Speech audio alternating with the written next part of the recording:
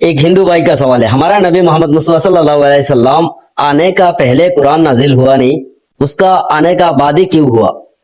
ये सवाल मैं जिनिमी को किया था और जिनिमी क्या जवाब दिया आप लोग एक बार जरूर सुनिए। कुरान शरीफ के अंतिम पैगंबर हजरत मोहम्मद सल्लल्लाहु अलैहि वसल्लम पर ही क्यों नाजिल किया गया और उससे पहले के दौर में क्यों नहीं?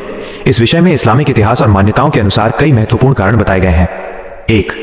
मानवता की बौद्धिक परिपक्वता, इंटेलेक्चुअल मैच्योरिटी। बच्चों और वयस्कों का उदाहरण अल्लाह ने इंसानी समाज को सीखने और समझने के लिए एक बच्चे की तरह रखा।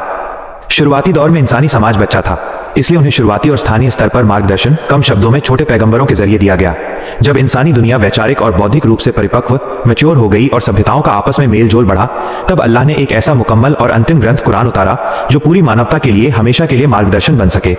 2.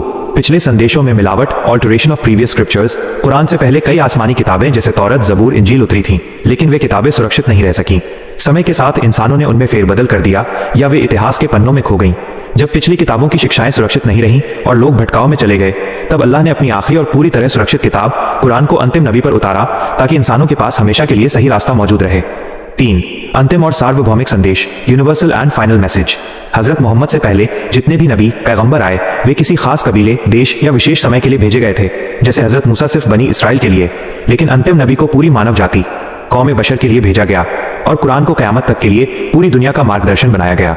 इसके बाद किसी नए नबी या नई किताब की जरूरत नहीं थी, इसलिए इसका समय उस युग को चुना गया जब दुनिया वैचारिक रूप से एक मुकम्मल कानून को अपनाने के लिए तैयार थी।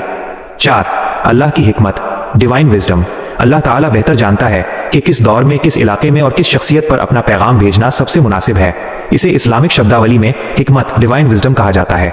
कुरान के आने का सही समय और सही पात्र वही था जिसे अल्लाह ने मुकर्रर किया। वीडियो अच्छा लगे तो लाइक, कमेंट, शेयर कर देना और चैनल को सब्सक्राइब करना। अस्सलाम वालेकुम रहमतुल्लाहि व बरकातुहू। मैं ऐसा ही वीडियो देता रहूंगा इंशाअल्लाह।